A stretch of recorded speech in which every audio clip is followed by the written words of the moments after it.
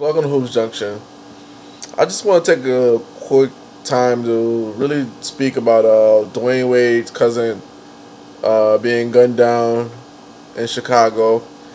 She was with her kids. She's a mother of 4. She was taking them to school, and a gentleman pulled out a gun on another man, shot and missed the man and hit her instead. And the gun violence, like, all over the place is crazy. Like, wherever you are, like, if you even think about this, like, in the past 10 years, Sandy Hook school shooting, in Iraq, and in Chicago, they said that more people were being killed in Chicago than they were in soldiers in Iraq. They called it Chirac. And it's just really, really sad. And then, like, all this recent police violence where police have been gunning down people, innocent bystanders, well, not bystanders, but innocent people. And when I mean innocent, I mean like unarmed, not a threat. You know what I mean? Like, you could have disarmed them or held them down without shooting them. And, you know, the community, snipers taking shots at innocent officers that had nothing to do with a shooting that took place somewhere else. And it's just like the gun violence it's at an all-time high. And with the social media now, it's everywhere, and it's just really, really sad that, you know what I'm saying, like, a bullet, like they said, a bullet has no name. And these people are shooting at random people, opening fire. There's children. There's babies that are dying. You know, these kids she's a mother of 4. That means 4 kids don't have a mom to go home to, and it's really, really sad. And it's just something that you don't want to see. And it's not like, it doesn't have anything to do with like Dwyane Wade. You know, we're just a basketball channel. We're just tying it in because it affected Dwyane Wade's family. But for Dwyane Wade's mom to stand there at the podium and say, this is his sister's 2nd child that she lost to gun violence. There just has to be a better awareness, better referendum. There has to be better education as to the gun violence itself, how to stop it, plans to implement to stop it, education for the youth to understand that killing each other is not the way to solve your problems. There just has to be a big reform, because this is not positive. This is extremely negative, and it's impacting communities all over the world negatively, extremely negatively. It's like extremely sad for kids to grow up without their parents because some idiot wants to pull out a gun and shoot somebody at random. And I hope they catch the fool, because you shouldn't be doing that in the first place. See what I'm saying? Because violence only begets more violence. You know, you shoot at you shoot at him, his friends are coming back to shoot at you. Now your friends are coming back to shoot at them, and the only thing that's going to happen is more innocent people that are in the middle are going to keep getting hit. And a lot of these kids don't understand that, and a lot of these people selling these kids the guns don't understand that as well, or they don't care. They don't care. And, you know, it shows a lack of education. It shows a lack of pride. And when I say education, it means that, you know, these kids are being brainwashed to, you know, thinking that, you know, being a gangster is holding a gun, waving it, shooting at people, flashing it, robbing people. They think that's being a gangster. Well, when the original gangsters, I don't even want to like even bring this up, but the original gangsters, they didn't want to even be seen. They didn't want to be anywhere near guns. They didn't want to be anywhere near any kind of violence. They didn't want anything to come towards them. They just wanted to be in the background with their family, making their money, even though it was illegally, either, you know, bootlegging liquor back in the day with Al Capone.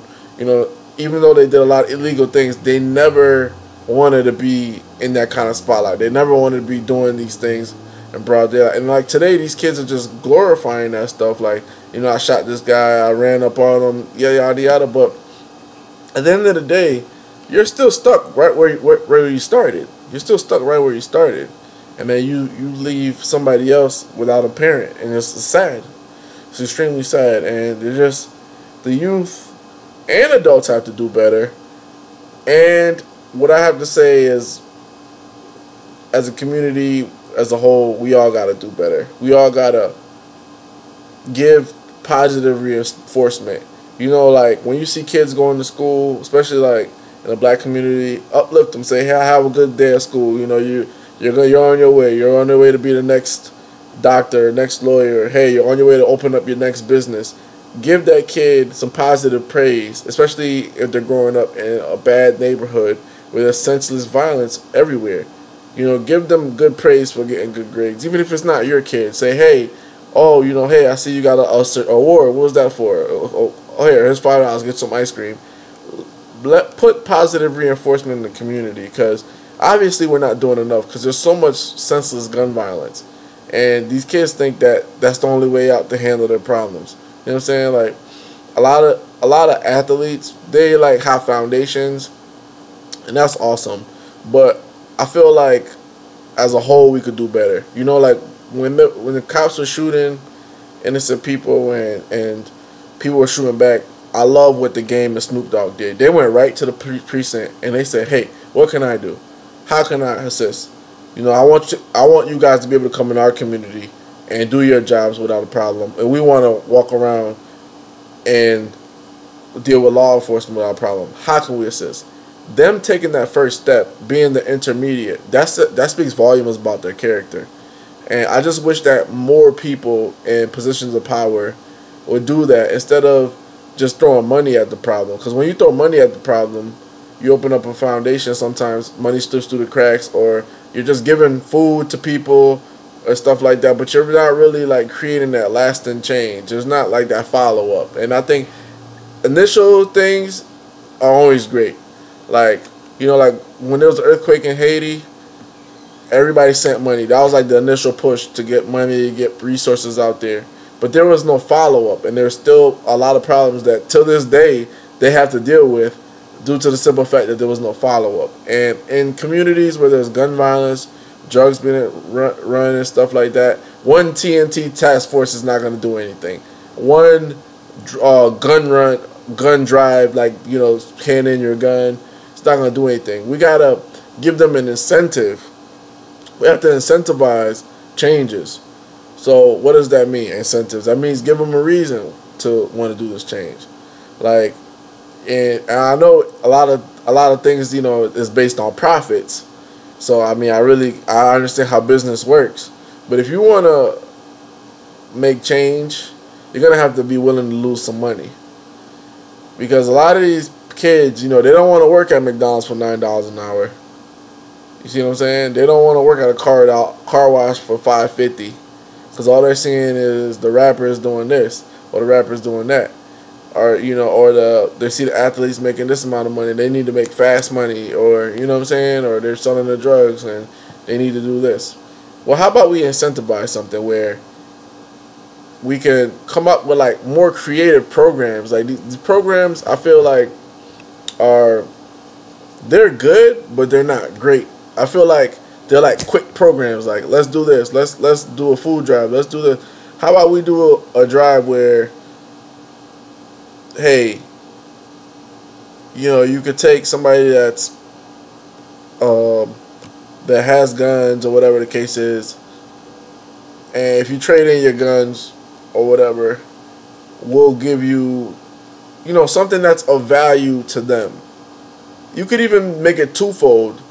You could give them something that they value, and then you could give them something that's like an educational piece that they have to go through like a two-step process. Like, I know it sounds lame, but, you know, you give a kid that has like guns, we'll give you like a pair of Jordans.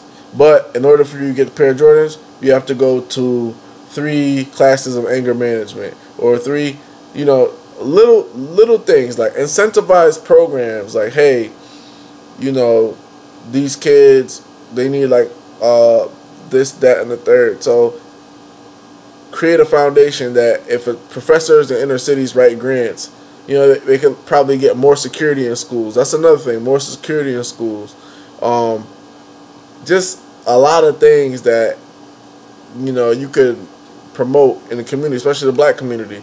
You know, like last year alone, we spent $1 trillion on commerce. Now imagine if we took like 10% of that and invested it back into the black community in terms of education. Just educating, like, you know, this is your community.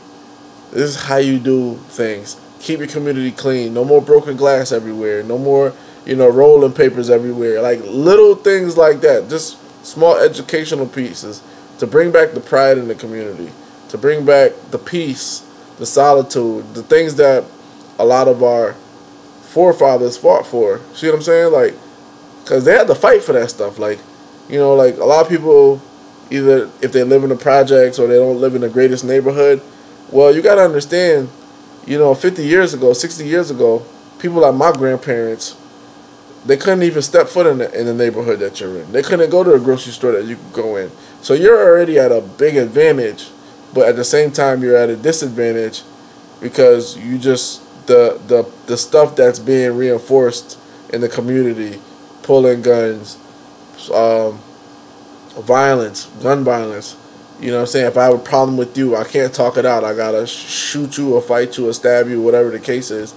That has to change because these parents can't keep dying because of stupidity like this. This stuff has to change. There has to be a big reform, and I love the panels that bring the light to it. But there has to be a push towards gun violence. There has to be like legislation. And that's why another thing people understand is like that's why it's so important to vote, because you also can vote for changes in your community. If somebody comes up with a bill regarding gun violence, if you started voting in your community, then you can help get some of those changes made where they can get rid of a lot of guns, illegal guns that is. I have no problem with people open carry, licensed carry, as long as you're licensed, have no problem. I wish more people were licensed because this could deter people from terrorizing people where people are unarmed. But all those dirty guns that are getting smuggled in the country, handed to 9-year-olds, 11-year-olds. You know, I was at the basketball court the other day, and like a 15-year-old, he had a gun on him. He had a ratchet on him, and it's just like it doesn't make any sense. Like you're 15 years old, and you know. A gun should be the last of your worries. Like, you know, being hated should be the last of your worries. But that's just the times that we're living in. It's just education. It's just education, man. It's education, and it's a sense of pride. Like, I gotta tell you this: a lot of people are being brought up in our communities without like a sense of pride, without a sense of love for themselves, because a lot of the things that they do is out of a sense of low self-esteem. You know, shooting at people, robbing people. You have something I want, now I'm gonna take it from you. That's a sense of low self-esteem. Instead of saying you have something I want, I'm gonna learn how to get that on my own and get it 10 times better. They're saying I gotta take it from you. You know what I'm saying? Instead of saying like that person doesn't like me, that's their problem. I'm just gonna continue doing my thing. They're saying no, that person doesn't like me, so I don't like them. Now we got a problem. Let's go handle it. And it's just sad. It's just sad, and that all that is out of place of fear, anger, and low self-esteem, and out of that breeds all the negativity, and it breeds all the senseless killing and all the senseless violence in our community, and it has to stop. It has to stop. We have to all make a change, and it's small changes. You see what I'm saying? Like somebody's doing something good, even if it's like the lawn man, like even if it's like a guy that just got out of prison and he's your barber, and you know he's been to jail. You know what I'm saying? Or it's a mechanic and he's raised mechanic in your community. He has like a piece of garbage on his floor or something, and you know it's supposed to be in the wastebasket. Pick it up for him, put it in the wastebasket. Or if somebody has a hair salon, say, hey, I love your hair salon, it's doing a great job. Or I know my mom went to your hair salon. Positive things. If the more positivity we infuse in our community, the less of this violence will occur. The thing is, it's too much negativity being perpetrated in our communities. And that's the sense of the low self-esteem, the desperation, the lack of education. And the lack of education is simply because there's not a positive spin on getting your education in our community. The positive spin is getting fast money. Well, if you get an education and you learn a few things, you can still get fast money. There are things like stock market. There are things like opening your own business. There are things like solving a large people's problems, like technical issues. Like, you know, kids could start their own apps. You know what I'm saying? There's ways you can make your own apps. If we could teach our kids to learn that stuff instead of pull out a gun and get a couple $100, why don't you pull out your brain and make a couple $1 million? We could teach them that instead of the gun violence stuff, then we're golden. We're already golden. So, like I said, man, my condolences goes out to Dwyane Wade, his family. And, you know, Dwyane Wade's, I mean, I only could imagine, you know, I only saw one other person. I saw a mother lose her child before, and that was like the worst thing I've ever seen in my life. You'll never know. You'll never know. And my condolences go out to the entire family. And as for the communities, man, let's do better. It's not a Chicago problem. It's not a New York problem. It's not a LA problem. It's our problem. This is Vlad from Hoops Junction, where Hoops meets Hoopla. Peace.